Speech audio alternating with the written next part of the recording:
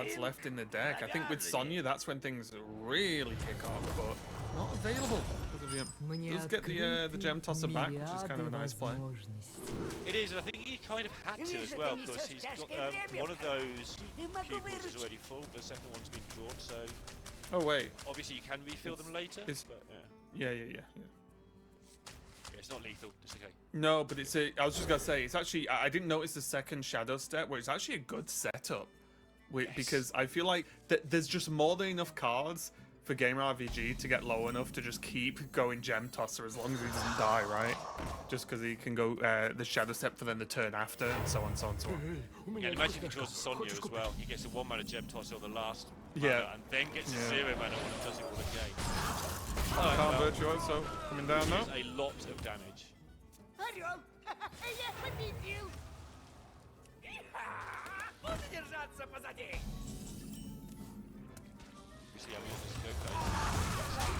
The spoiled amulet. Pretty much a full heal though.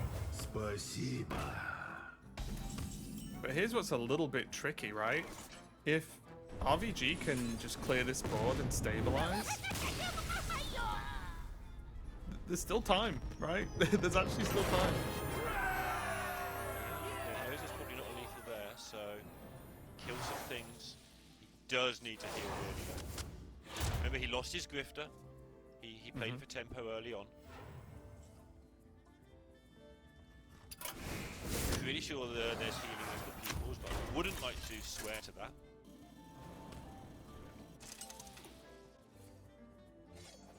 The way he's playing it makes me think there is, because he's set up the tar slips. Oh, there's Sonya as well. Мне открыты мириады Not what he was expecting to see, I don't think. Yeah, there was a shake of the head. RVG lost control of the pupils. They have become the master.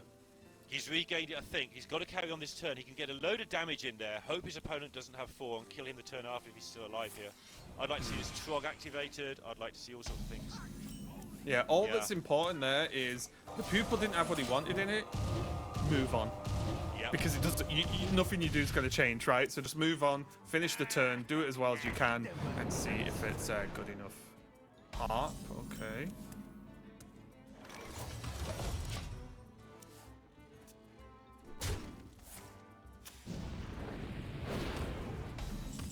Okay, well. I mean, this Harp tap Conductor, right, is like an absolute worst case. Not going to go for the Harp. I think he was looking. Never mind. He loses off the top. Oh, RVG not too happy with that outcome, unfortunately. And Kuro taking game at number 4, evening up the series. We're gonna go to game 5, and we are. off the back of out of there. Yeah, off the back of like I guess I'm not exactly sure, because I'll be honest, I lost track of what exactly I think he wanted from that. But regardless, it looked like he didn't get offered what he wanted. So, you know, maybe losing that game off the back of a mistake. I'm not sure, because I can't quite remember. Maybe we'll see it in the replay what should have been in there, let's say. He wanted the dehydrate to heal. I think that's what it is. It's a bit weird, because there's a dehydrate in there. I'm not sure why he killed all the minions on the other side. I think he was playing to maybe tar, slip, and then dehydrate for larger. Right. But then he killed the minions, but he still do his own minions. Yeah, yeah. But whatever it was, because you can hit your own type tool, right? Which then, you know. But yeah, that the tap from Inkuro straight into that crescendo, absolutely huge for Inkuro there, because even with the the slip from RVG, RVG wasn't just dead, right? As we saw, there was no way to actually kill him outside of that tap straight into crescendo. So really big moment there for Inkuro, and now we have a final game to see who moves on. Druid on Inkuro's side, and RVG still sat on this rogue. Yeah, absolutely. And a part of me is still going over it in my head, which is pointless because I'm not wondering if the dehydrate was in the other pupil. Oof. In the second that's a rewind. If I've ever seen one, we'll have to watch the tapes on that one. But all RVG now has to. I know easier said than done, but forget about that last game. Doesn't matter. right? It's happened. It's true. Yeah. Like it just doesn't matter anymore. So just play the next one. Try, reset, refocus, and yeah, go for it this time. But in Kuro, I think now is the moment to pounce, right? So we'll see what you can get done with this druid. Let me just triple check the list to make sure there's no true surprises in there. As far as I can see, it's incredibly standard. It's the one gift, one take to the skies. What I always look for. If they're one of double each in the Doomkin. game. Yeah, it looks very, very standard to me. So let's see how it goes. Let's start with the Splish Splash Whelp. So not too bad at all. He's going to be rolling the dice a little bit on the opening mulligan, but that's more than okay. Oh, yep, it's fine. Against, well, there's a scoundrel, so you take that as the rogue. This is going to look scary for a while for Rogue. I mean, Rogue, I don't think it's favoured in this matchup. Maybe it's favoured at top 1, but if Saber's playing it, maybe. But I don't think it's favoured in general in this matchup. But he's got some of the tools, so let's see how he gets on. Yeah, I think the big deal here is there's the ramp for Nkuro and there's follow-up, right? There's actually like decent follow-up from the ramp. It's not like ramping into air, so it's going to be at least okay here. I do wonder as well, how would you like a tempo puppet master here, Lorinda? You do it and then it was going to get backstabbed, but now it's not. Yeah, I kind of love tempo puppet master at this point because I feel like there's only upside. Yeah, I love this. This is really good for Nkuro. If Gamer had kept the backstab, he'd be able to Tarslick backstab it. Sorry, Tarslick then backstab the other minion. Yes. Wait. Tarslick basic backstab is trash it clears it. There you go. Это так весело! Backstab's gone. Now, like, what's the... I think I have, like, my own bias after the previous game, but I'm not sure if playing Grifter on Curve again is going to do so well, so I think I might even look at, like, Speaker Stomper this turn. Just play it, get it down, and contend, and then try and do something like Grifter Breakdance, and then you've got the Grifter blah, blah, blah, blah, blah. But RVG going for the trade to cycle a little bit. It's just... doesn't seem too great here. There is going to be the breakdance on the 2-1 with the Tarslick going in. We'll get the work done, but it's it feels like quite the committing the resources to get he had no choice. Puppet Master. I think you lose the Hearthstone game if you leave that up.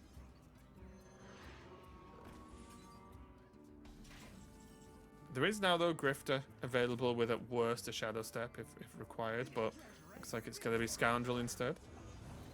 Yeah, it's suddenly game like this. Not a good spot, but a nice little spot. Stuff going on. Yeah, nothing to gain the value from it, though, again. Yeah. But the mini Scoundrel will cause some havoc. Oh, for sure. And this time there's a Sonya.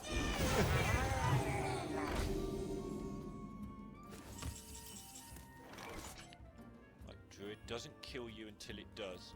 It doesn't chip away very often, it just do you for 3 and 3 and then that wins the game. You might win the game because of that chip, it doesn't actually finish the game. As long as you're It's an in interesting the game turn. with Sonya dead, you're Sonya. Yeah. That's alright. I was sort of with Nkuro there where, oh, do I ramp? But then I was like, well, Fi's just playable. So I think he just dumped the Fi, so I'm kind of down for what happened there. 4-8 on board with the lifesteal, going to cause some trouble, especially after seeing Tarslick the previous turn, right? It's just unlikely that the Fi gets cleaned up as easily again. Well, picking up the second Shadow Step allowed this very manufactured pop-off turn to occur.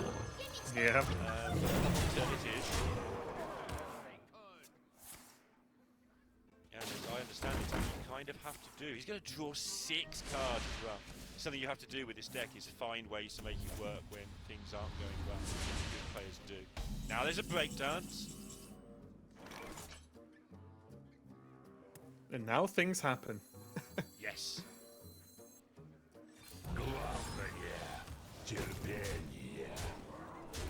He's leaving the minions on board though, because he'd have the option to take control of the minion, but chose not to go for it. It's going to break against the Grifter. In my brain, I wanted to shadow step a breakdancers into the pupil, but my brain.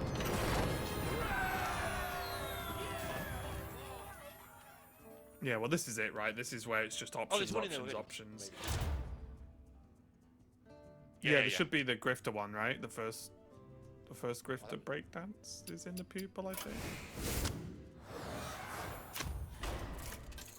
Had to breakdance the pupil to get the 2-1, but I think there's a shadow step. Anyway, Gamer will know it's in there, we would hope. Well, Wow.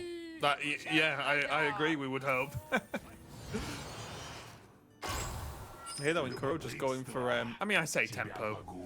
Marin's Marin. Bright Marin kind of ticks a lot of boxes, but keeping hold of that board and making it still pretty relevant. Yes, Rogue clears up boards very well, but it doesn't mean you shouldn't try and threaten, right? It doesn't mean you, oh, well, they're going to clear stuff, I may as well not play any minions. Definitely getting that wand ready to cook.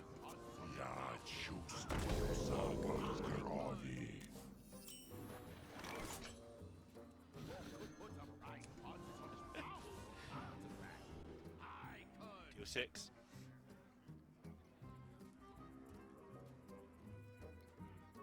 How much damage is this? I'm already starting to think, So okay. he's got a shadow step, which are acting as breakdancers for the time being. Being a bit scary. So Shell's taking yes. the pupil now. To stack them with amulets, I guess. Yep. He's going face, he thinks they're all there. I mean, there's a lot. There is a lot. Has he got the time? The rope's going. Is he going to get there?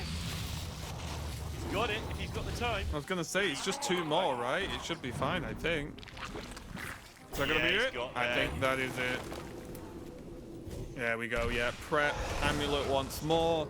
RVG recovers from a potentially disastrous situation, takes the game and takes the series and moves on. A really close series there, and I think a lot of pressure lifted at that moment, because I think after the sort of havoc of the previous game, to go out and get knocked out of the tournament because of something like that would have been a little bit rough, to be honest. So Gamer RVG got the job done. Inkuro definitely made it close though and piled on that pressure, but Rogue's not been doing well for no reason though in that.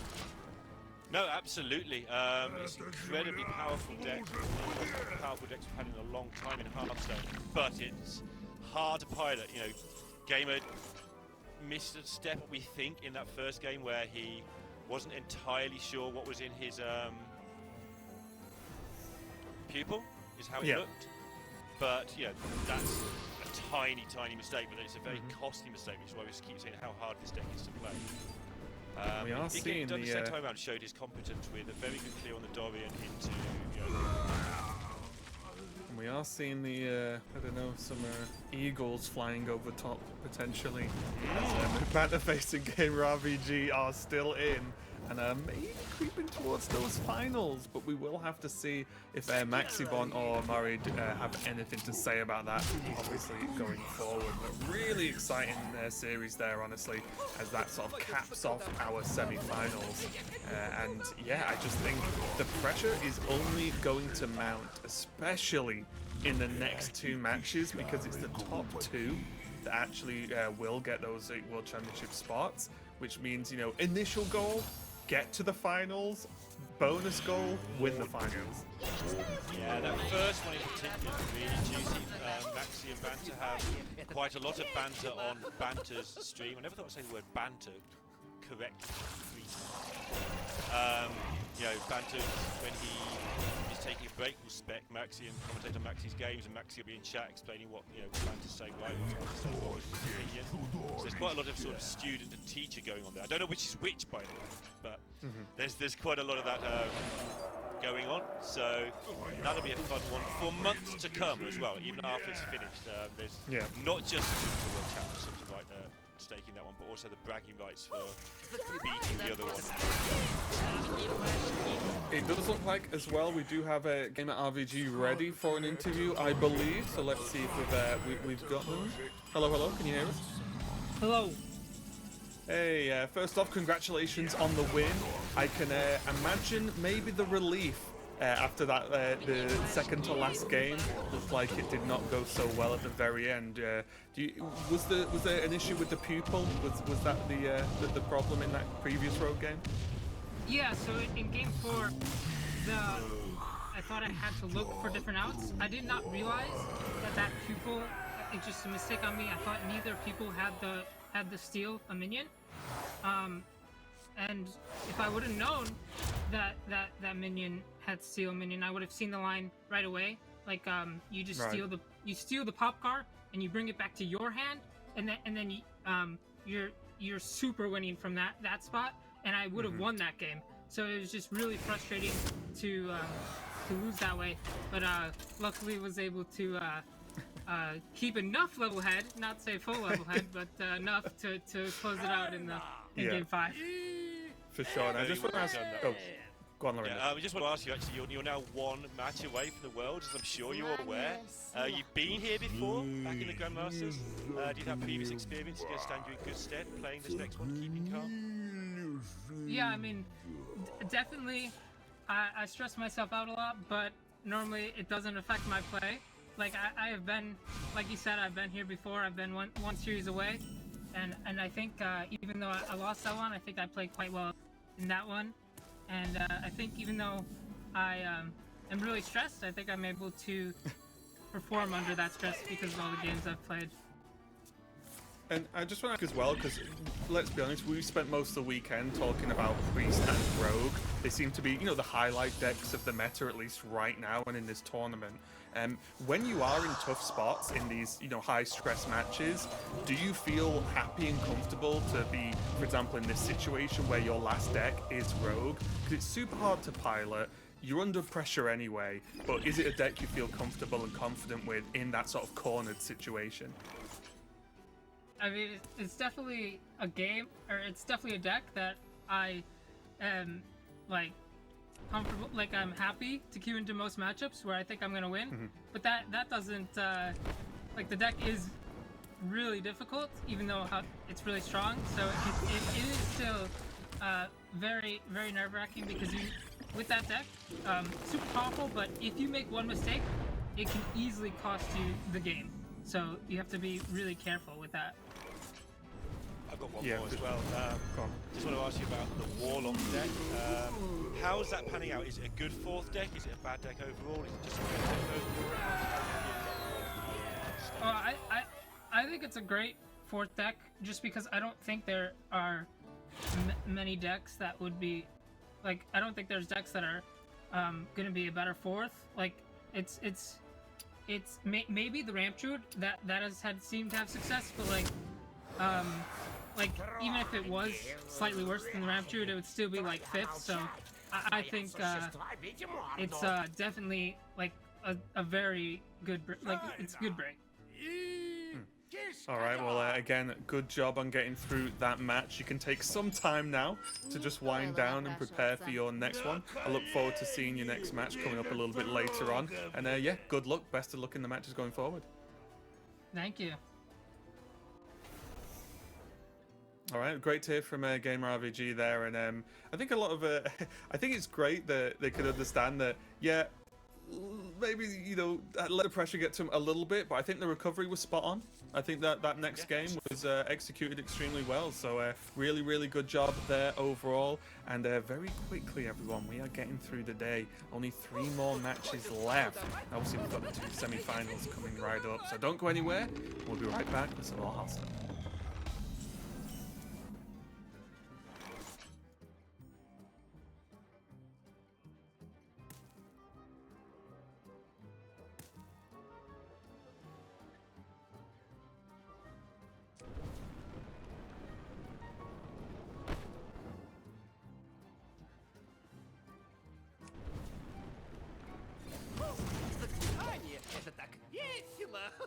Приготовься сразиться с могущественным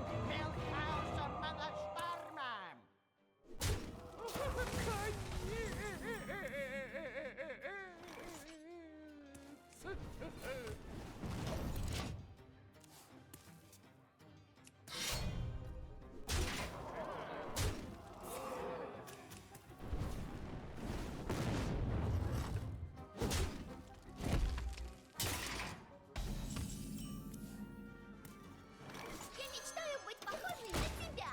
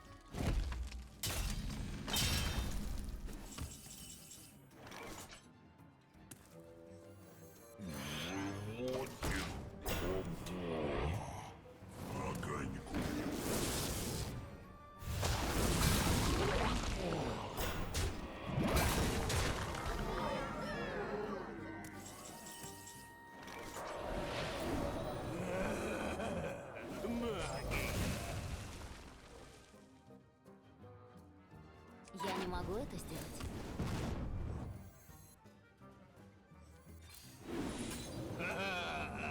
Болтай!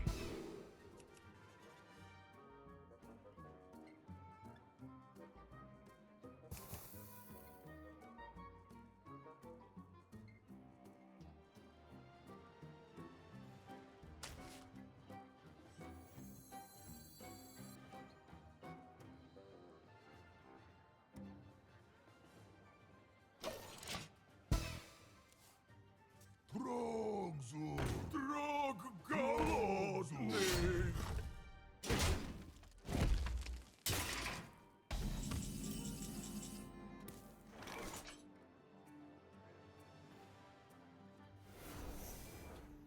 Hello everyone, welcome back to the Hearthstone Masters Tour Summer Championship. We are getting ready to kick off our first top 4 match here, and to take you through that action is myself, Don, joined this time by Soddle. How you doing, Soddle? I'm doing great. This is the moments we've really been leading up to, of course, with the Masters Tour now having their spots doubled. These are the win and ins for the World Championship, and even without that, I think this would be a marquee matchup that we really put a lot of attention on for the day, because Banter and Maxi, I think, are two players right now really on top of their game. Two players, I think, who take a lot of pride in how well they are able to pilot the best decks, which I think is an incredibly important factor in this tournament, because the best decks are incredibly hard to play. So I am looking for a real exhibition of skill in this series, which perhaps that attainable perfection has not quite been grasped in the last couple of series that we've watched. But I've got high hopes that this one might live up to it. Yeah, maybe not so, but I agree with you. I think just like the first top 8 match of the day, this one I have very high hopes for, especially as someone who myself is rooting for McBannerface and actually chose him to take the whole thing down today. Definitely going to be interesting to see this. But we are just jumping into game number 1 here. McBannerface on the Rogue, Maxibon brings in the Paladin, and just to touch quickly on the bans, Maxibon's Rogue is banned, and yes. the Priest on the other side for McBanter has been banned out. Yeah, all makes sense. I think Maxi's put a lot of stock in his particular build of Rogue and has said that it potentially wins the mirror as well as everything else, so he's a little bit more willing, I think, to leave Rogue up than the other players, which is why he's leaning towards that Priest, whereas Banter is on a more straightforward strategy, I think, of, well, Rogue's just the best deck in the game, and I know Maxi is one of the best players in the world with the best deck in the game, so I am just going to get rid of that from the equation.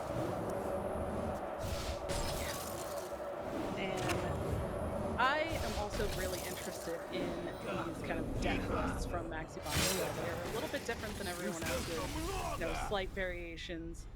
But let's talk about this matchup specifically. Walk us through how the Rogue and Paladin kind of handle this matchup from either side.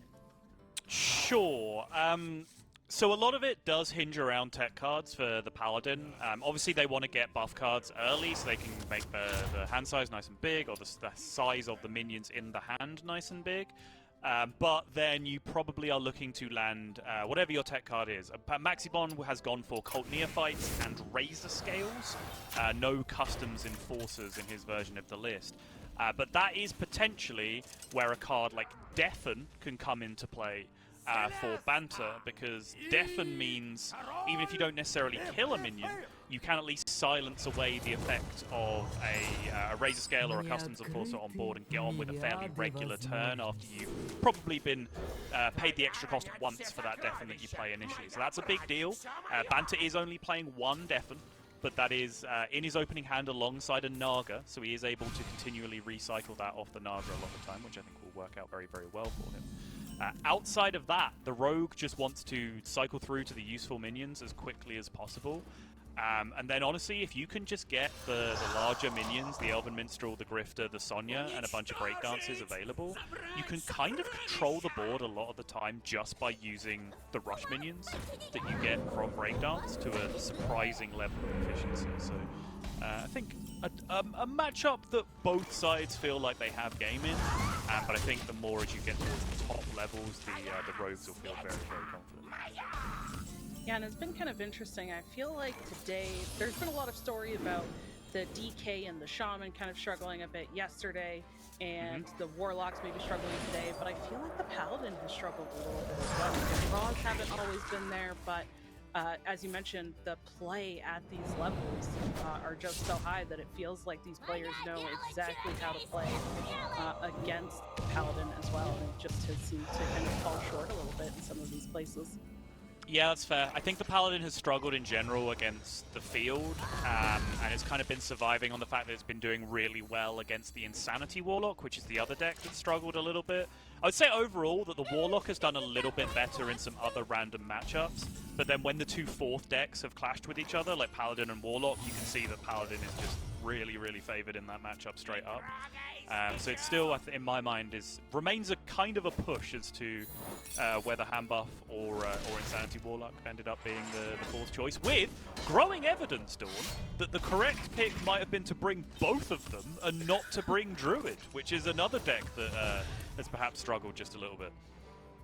Which is indeed what McBanterface has done. So it's what Maxibon's done as well. Yeah. Yeah. Very interesting choices in these decks. One of them is going to end up winning, though, so we'll see who that's going to end up being. But in terms of this game so far, there's been a lot of just the steady kind of back and forth, each player playing to their game plans.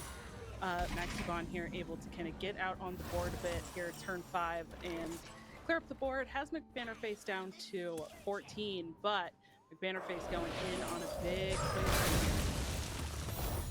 Yep, started the turn with a 1-mana Pirate, a Sonya, a Naga, and a Breakdance in the hand, which means you go off. That is pretty much the rules. There's no scenario where this doesn't happen.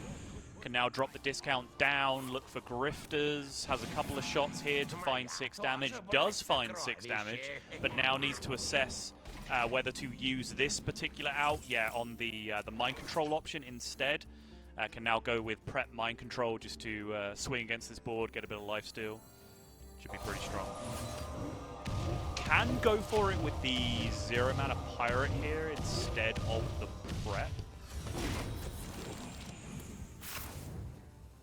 Which one do you like better? I think you use the Prep. I think it's just not as valuable a card overall as the mini sandbox. Just makes sense to me. Yeah, makes sense. And here we are going to see the Breakdance come out, put that Sonya back in hand as well. And of course, take notes, everyone. 0-mana Breakdance in your hand, probably best to be used on your Sonya at the end of the turn. Quite important. However, yo! Double outfit, Taylor! You died! It would be a shame if you just exploded there, wouldn't it, Banter? He's just throwing his hands up like, what? Yep. So theoretically, Banter did have more turn left that could be played there. He had remaining 0 mana cards with Pirate and Prep that could have theoretically played more mana. I don't think I'd go as far as to criticize that from the spot he was in, because then I think if you play any more stuff, you end up breaking your perfect hand for the next turn, right? I talk about this perfect hand, have done all weekend, where you want to have a Naga, a 1-mana Scoundrel, a Sonya, and a Breakdance in your hand at the end of every turn. The Breakdance can be inside one of the Nagas, by the way. That's a small detail that isn't always made as explicit as it should do. But I think in that spot, he just had to say, yeah, I mean, 10's a lot for you to need there. You know, a Leroy wasn't going to do it. You didn't have enough mana to play something like a weapon, a deckhand, and an Outfit Tailor, or a Leroy and an Outfit Tailor, like miles away from the mana needed to get that kind of done. But double multi-buffed Outfit Tailor was about the only thing that was going to end up doing it, and that is exactly what happened. Yeah. And looks like the second game that we're going to be seeing is the Rogue versus the Priest. So McBanter faces Rogue versus the Overheal Priest from Maxibon. And again, Maxibon has some slightly different cards in the list with the two Mixologists, I think is kind of a big talking point for Maxibon's Priest there, two Mixologists. So what do you make of this matchup? Yeah, two Mixologists and no Naga, which I found so surprising. I do know that is a thing that people do. I've played against the list on ladder and then looked it up and been like, well, what are they cutting for the Mixologist? And then finding out that it was Naga and thinking, well, that's strange. Because Typal Pupil in Priest is something that I find incredibly powerful. Just extra copies of Funnel Cake, just end the game early with so many of your key minions. And then also, of course, you have the ability to duplicate it with Pip, which gives you a little bit of that soft Sonya effect of what makes it so powerful in the deck on the other side. But I think in general, individual builds aside, Overheal Priest just tends to be a little slow and a little low pressure in general to be able to keep up with what Rogue can do if they assemble the cards in the right order.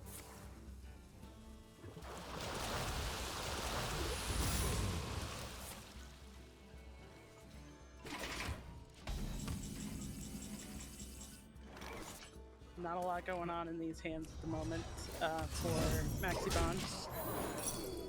Yeah, that'll do though. It was a very, very dry hand for Banter as well up until that Dubious was brought. So that is, what, Backstab, Tarslick, and Prep in that initial node? Yes. Banter? Not ideal, but yeah, the first Naga isn't all that important. Useful note, I suppose, for those of you who are looking to try and learn the deck. It's not like you have to stack your first Naga with useful spells. Like, it's fine, right? Like, just if the first Naga just gets active with whatever spells in it, that's probably okay. You can just play it out and bounce it back to your hand at some point to empty it anyway, which really does not end up costing you that much mana. One Dubious being played out already, and now a couple of minions coming out from Maxibon. Is this going to be a little bit too much pressure, or is Bannerface going to be able to easily answer this? Tarslick is massive, although it is in the Naga, remember. We did just establish that. So the Hedonist can be killed no matter what, but I think the fear here is going to be the res, right? If you commit resources to this and then the res comes out with it as a 4/8, you are in a huge mess at that point. And this is rough.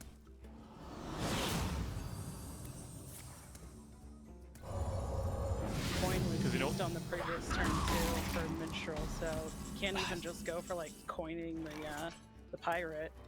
Yeah.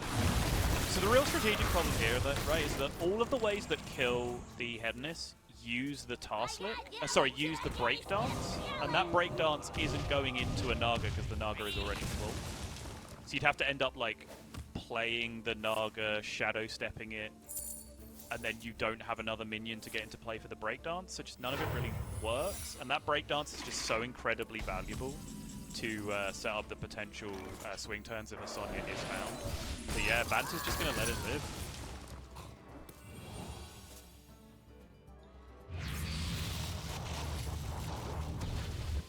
Maxi doing some serious counting now.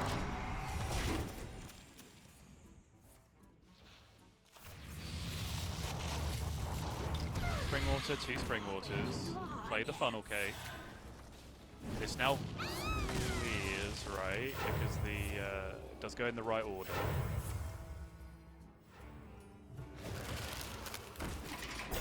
And that means, yeah, 2 more attacks. 2 more attacks and the Spring All of Waters the means hits this have just gone gets to there. him. Yeah, that's insane.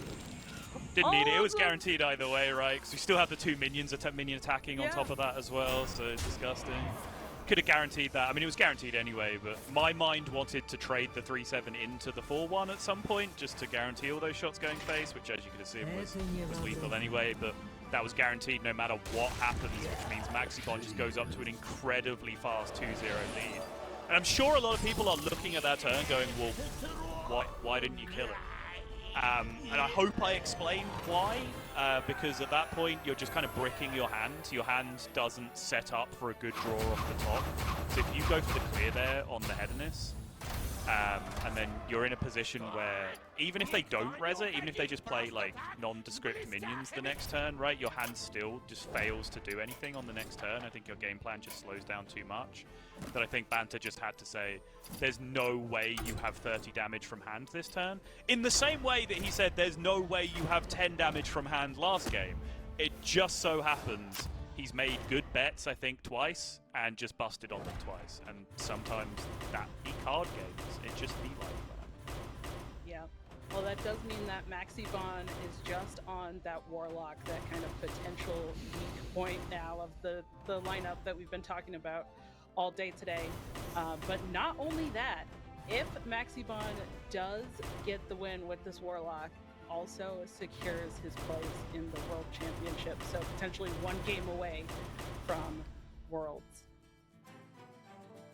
Yeah, and starting to realize the prophecy here, or the self-made prophecy, because Maxi's been talking a great deal of smack around our player chats and production chats, as far as we've been seeing, like calling Banter free. I actually went over and watched a little bit of the rebroadcast that Fino and a couple of other people are doing with Pocket Train and Rekvam, and both of these players were in their chat watching some of the games and smack talking each other in that chat as well. It's all very good-natured. Some of you may have seen Maxi actually comes on Banter's stream sometimes. Because I don't know if you knew this, but Banter's a massive content thief. So sometimes he's streaming, but he can't be bothered to stream.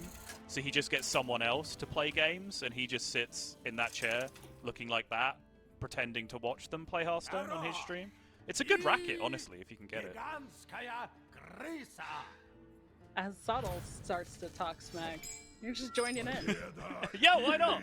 We're all just piling on Banter at this point. No, but crucial point being is that Maxi has been saying, like, Banter is free, easy 3-0 for the last couple of hours since this matchup got confirmed. And, oh boy, is that coming to fruition right now. Yeah, he's only allowed to talk smack if he can follow it up. That's right. Alright, loses the 50-50 there, which means he has to give up the Void Virtuoso in order to take the trade. Fun. Would have loved to have kept it, though.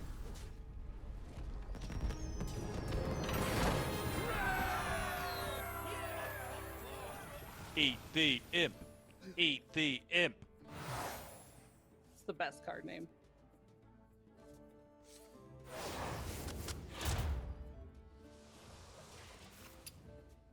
Insta-pick insanity there, I would imagine. Yes, indeed.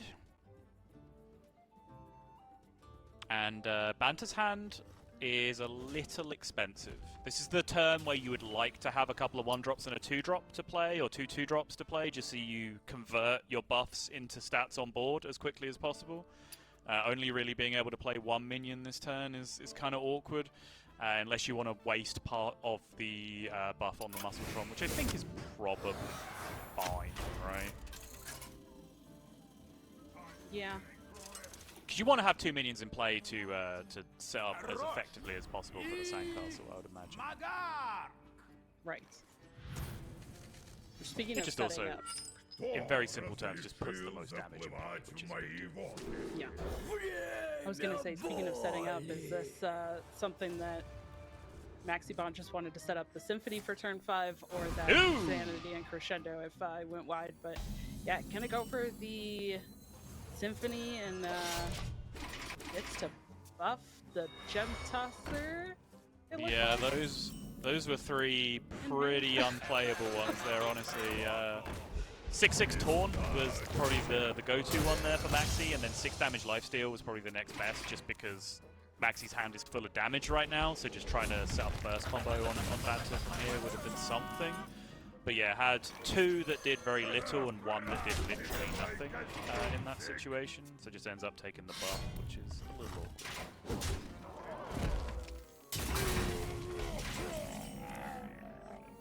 Would you still just like the Sandcastle here? Let's get it in play, yeah. It's got big enough health that it should be able to be resistant to any AoE anyway. But you could argue that, like, Tigress, like, you could play one Tigress, attack, play the other, play the 1/1, and then the Divine Shields kind of play around AoE quite effectively as well. Which looks like Banta's going to end up doing. Does it in the other order, though, just going to have the 7/6. Interesting.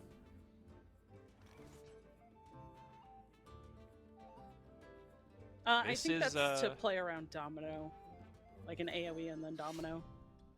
It could well The be, most yeah. health in the middle. Yeah, no, that does make sense, sure. Which is what it ends up being. So yeah, 2/2 cat would have died there either way, so he does just end up having 1 more health on the big cat, but it doesn't matter anyway. It lives either way, and the Leroy comes through to end it. These players popping off at an absolute lightning pace here. We are already 3 games deep into this series. Banta gets on the board. Warlock falls to the Paladin, as it has pretty much been doing all day at this point. All tournament at this point, to be fair. And Banta will be feeling ever so slightly more comfortable than he did 2 or 3 minutes ago. Yeah, 100%. But still, an uphill battle. Still has to win 2 games, although it is against the Warlock. But that doesn't necessarily mean that it's a guarantee. No, particularly when one of those decks just ends up being the Warlock Mirror as well. We have seen as well that the a slower Rogue draw can potentially suffer to some Insanity Warlock as well. Those are the 2 decks remaining for Banta, the Infinity Rogue and the Insanity Warlock. On the other side, Maxi just kind of has to put together one of those dream draws with the Warlock, and they do exist. This is the big upside of this deck, right? There's 2 major upsides with the deck. Is 1, you can just draw absolutely nuts opening hands, and then you just win. There are very few decks in the game that can compete with perfect Warlock draws. The second, though, is that if you don't hit those nuts openings, those cards are still in your deck. So Warlock players, people who like this deck, will feel like they always have outs, because, if they haven't hit a bunch of crescendos and Popguard early and just blown out the game, they always feel like they have that out to play towards as the game goes on. So they feel like they're kind of always involved in a game in that regard. But here we can go. Banta just switching to Warlock immediately now. We're going to play out the Warlock Mirror. Maxibon Snap keeps the Popgar as well, which is a very, very important card in this matchup. Banta holding on to the best card in the deck, Crescendo. Both players hitting the Dream 1-drop as well with the Salesman. I think we've got a game on our hands. I think so. Nah, little bit different, again, with the list as well. Maxibon does include 1 copy of Reverberation instead of Fizzle in this list. Oh!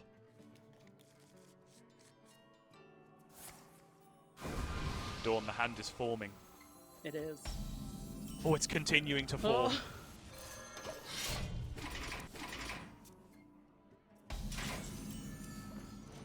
If this is a crescendo, I'm going to lose my mind! What do you mean? And How? Saul has officially lost his mind. There's no other hand!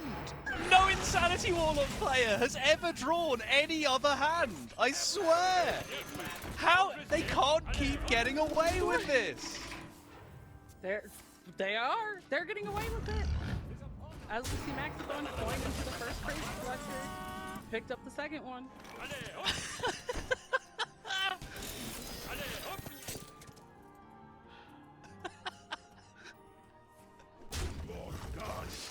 Oh no, I'm gone.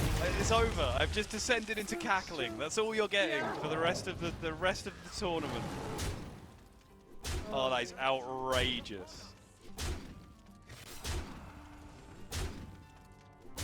And the pace that these players are playing all of these games too, still just continuing to play very, very quickly. Finally, slight slowdown this turn from McBanner Face here. I'm having to stop to think about what to do, but it's going to start with cracking. Okay, Baritone Imp encroaching for the domino effect. I mean, what are you gonna do? Take the card that doesn't kill? No, I do want the one that kills us. Is he I think, sadly, you do have to quite seriously consider the domino because you're not gonna win the race against 9 on board, I don't think. The problem is your people as well, though. Like, you have to pay attention to how you're stacking that because you absolutely... I suppose one crescendo has already gone in, right? It was already played. Yes.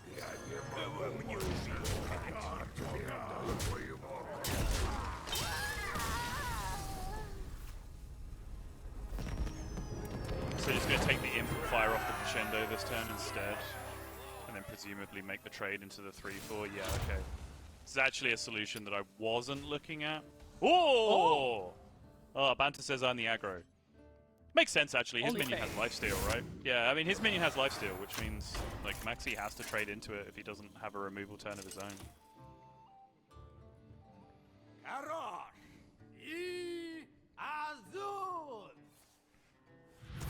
Just means that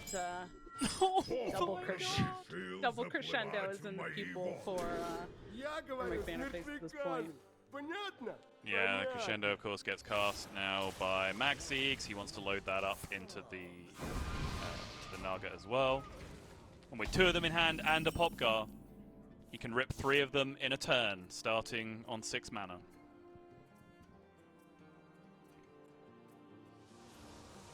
Go for Geo.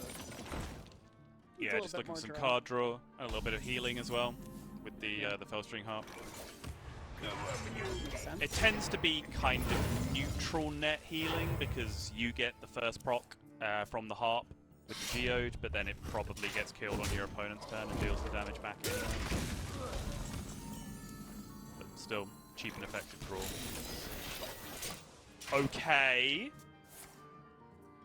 Banta now has to consider whether or there's a world where spending 1 mana on playing Snake Oil this turn gets him in a position where if he draws a spell, he can then go like spell, 1 mana people that's full, take a crescendo, play the crescendo, and then the other pupil will be full because you've already played 1 spell beforehand.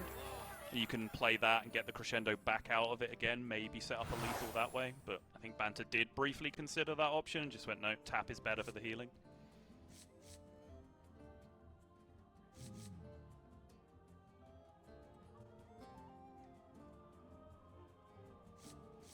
Now on the other side for Maxibon, what kind of route do you think Maxibon wants to go at this point? Is it just Popgar for some healing?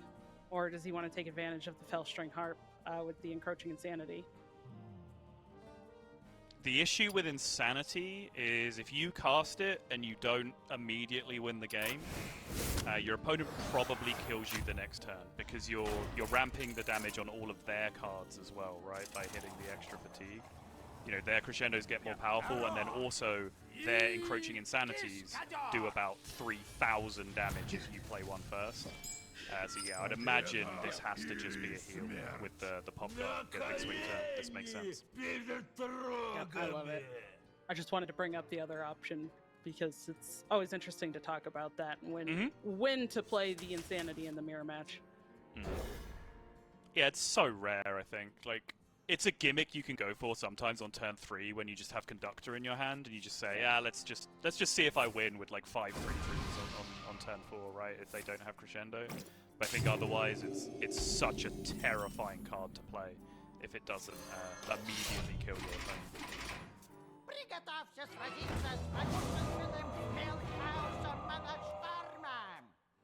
No Popka!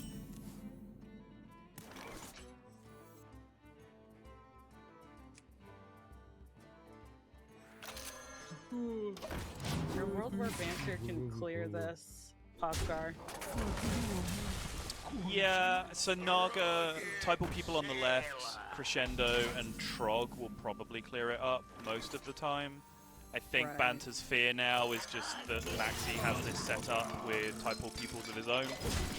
So he's just kind of playing into a lethal out on the other side. And I think Banter has just decided here, you know what? The hand I beat isn't able to clear this board that I just made, so the best thing to do is make the board. Because if my opponent has Crescendo, I can't win this game anyway. And there it is, double Crescendo, and we see McBannerface just whip out the well played. We go through these animations here as you see MaxiBomb take the whole match 3-1. I was about to say, you wouldn't believe it by how just regular game of ladder he has played these games. Just jamming out cards, instinctive plays, left, right, and center, just absolute Zuma Hearthstone. I was going to say, you wouldn't believe it, but that game just qualified MaxiBomb for the World Championship, but then you see the look and the realization dawn on the kid's face, and then it all comes crashing into reality. That is the look of a boy that's just made the World Championship, Dawn. That's right. We're going to see this replay really quick, but I think that we're going to try to see if we can get a quick interview with Max. I hope so, in just yeah. a moment as well. See if that's possible. But I really hope so, because I want the chance to talk to him and see how he's feeling after that, knowing that he just qualified for the World Championship and secured that spot. Doesn't have to try to rely on ladder points anymore this year. Knows that spot is his. Yeah, Banter, obviously, uphill struggle for most of that series. Had the pretty straightforward victory with the Handbuff Paladin, as most of them have been against the Warlock, but really just kind of a blowout, I think, overall. Like, again, you could sit there and say, oh, well, he could have played around 10 damage from hand, or he could have played around just full lethal from hand that turn, but you know, absolutely, I think, made good decisions in the spots he was in. I think the second one may be more borderline. You could go back and dissect it piece by piece, but I'm fairly comfortable just on instinct with where Banter landed with those first 2 games. And certainly, he's, you know, the kind of mind that will want to know. I'm sure immediately he'll be going back to his friends and practice groups and talking about the lines and seeing if he can do anything different. And he's still got a grind ahead of him for the World Championship spots in the future. But MaxiBomb is job done. He has the title of Masters Tour Summer Champion to play for now, of course, but the spot at the World Championship table has been booked already. That's right. And I can't wait to speak with him here and see how he's feeling after that entire game series there. But first, let's just verify and look. First place is going to get the $10,000 plus the invitation to the World Finals. And second place, $8,000 plus that invitation to the World Finals. So we know that the top 2 players are going to be getting that seat at the World Championships. It's just a matter of seeing how much money they're going to be playing for at that point. But still one more spot to play for, still in this bracket that we just saw. Yeah, insert a big arrow now next to those words, World Finals. Just a big arrow with Maxi just saying, you are here, the job is done. Obviously the World Championship prize pool is exponentially larger as well, which means I think there's already another $15,000 in the pocket of those top 2 players just by making it to the World Championships, just by showing up at Worlds. That's your prize at this point.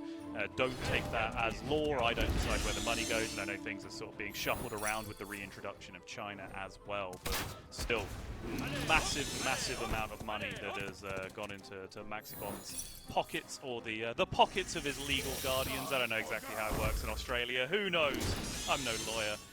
But still, an incredible performance, and I think it's something about the teenage prodigies, right, in Hearthstone, where so Amnesiac was never like this.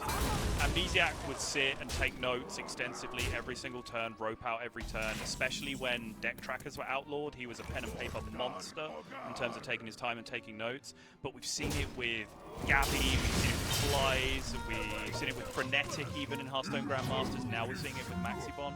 Just so instinctive, so snappy, so immediate with all of the plays that he's making. Just absolutely knows his decks, knows his matchups, just doesn't overthink anything, just knows the lines and executes them perfectly. It is incredible to see Hearthstone played at this speed and this accuracy when you do win. So. Yeah, and Maxibon I know does do streams as well. He streams high level wild and standard, so incredible to just see the amount of skill and knowledge that he has with the game.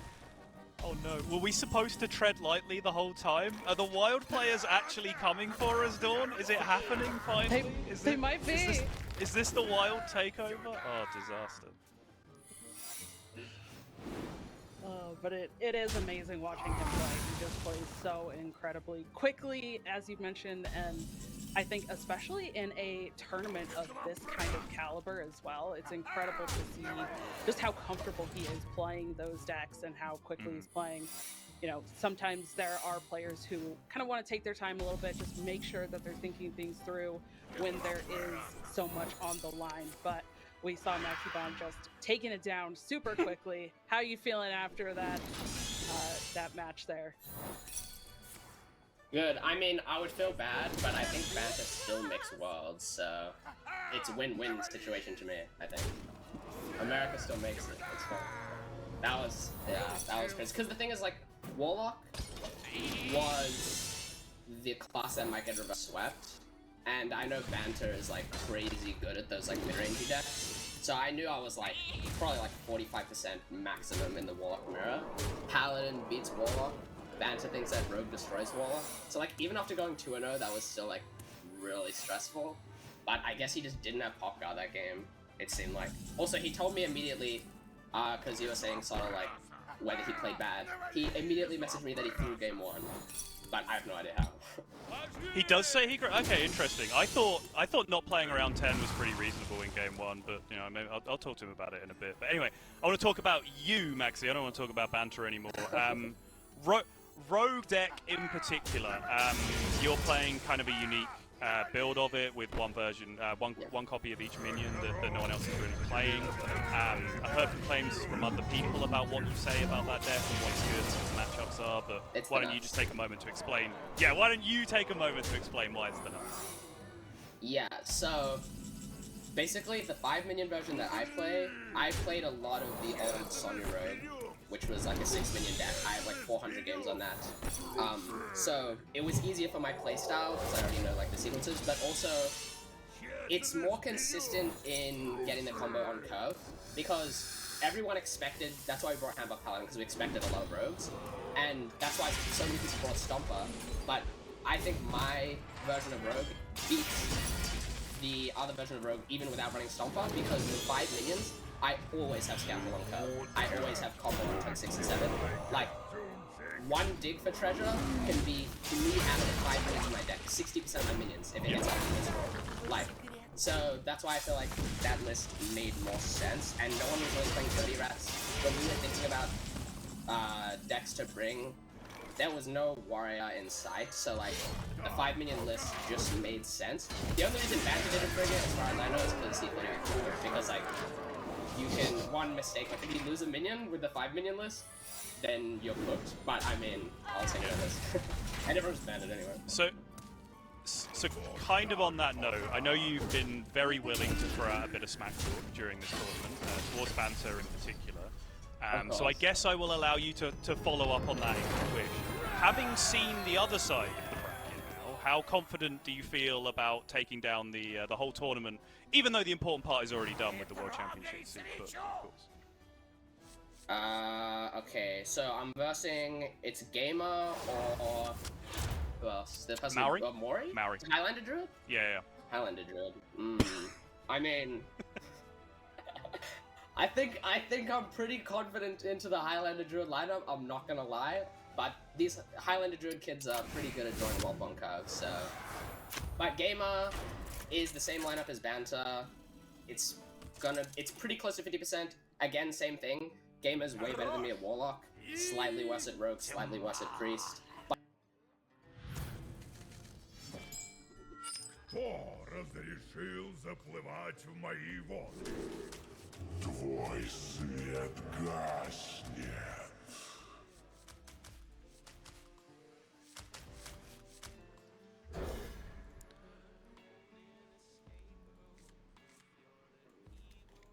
Идеально.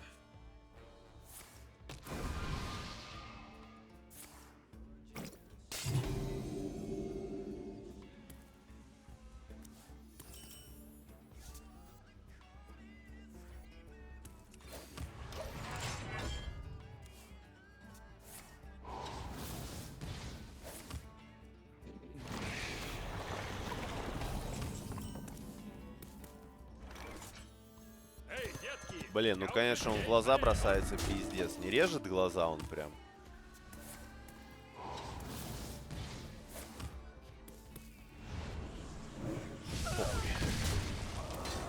Спасибо, господа, что подсказали. Так, теперь надо что-то придумать, чтобы стартануть игру. Да похуй, да и так. Да, не, я очень хочу на Фурионе сыграть, вот прям максимально.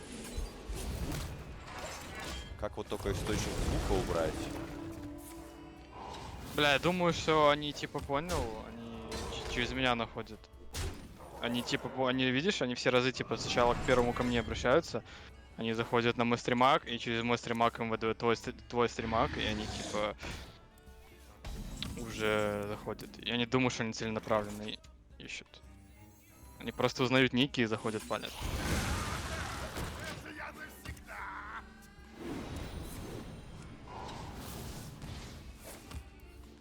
Ну, кстати, реально, я выключу доту, просто вырублю звук.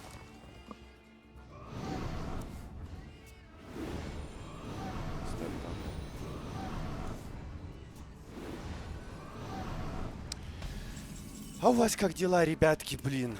Женечка, Андрюша, блин. Да, нормально. Ой, Донат, извиняюсь.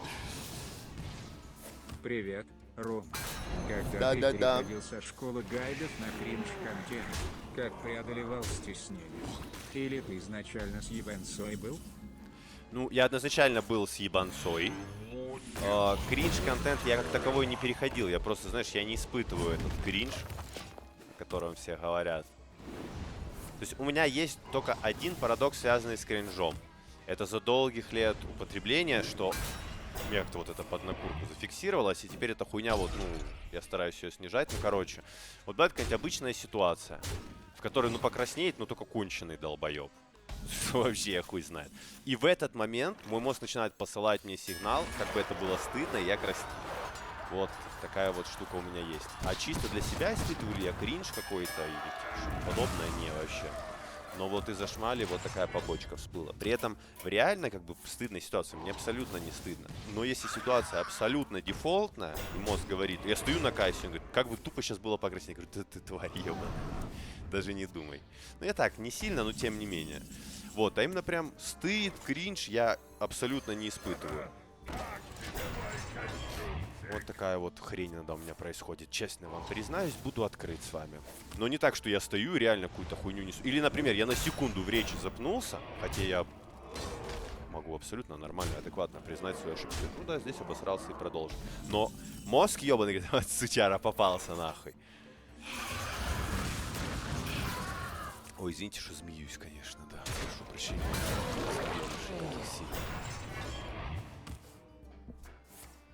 Кассирша думает, влюбился. Да кассирши похуй вообще. Думаю, план какой-то там, блядь. Через секунду меня забыл.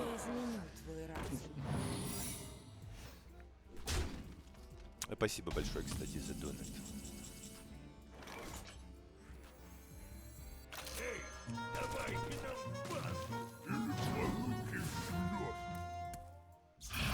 Доту обратно включить не забудь. Да я еще не забыл.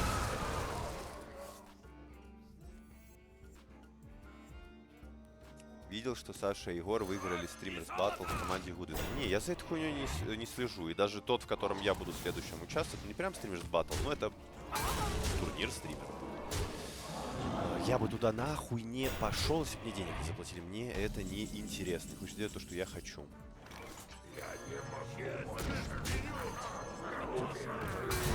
Когда будет турик, что-то в середине сентября, если я не ошибаюсь, если я не заблуждаюсь. Осень так, короче. Да, турнир. Ну, что-то нотын, какая-то такая хуйня так называется. А там на керри известно, кто будет на керри? Ну, вот эти все те же там какие-то медийные чуваки, я не ебу, кто это будет. Может, Ватсона нам? Ну, мы не можем так просто выбирать, как там Ватсона. Не, я понимаю, я шучу. Они там что-то смотрят по ММРчику какому-то, и сколько нам ММРов не хватает. Я вообще думаю, Андрюше понижение сделать небольшое по ММРам. И тогда нам более крутых типов дадут. Все, стартуй поиск. Или не стартую.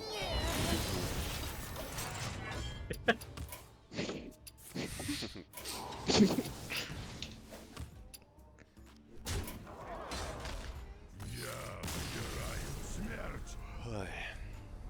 Аню дялянь.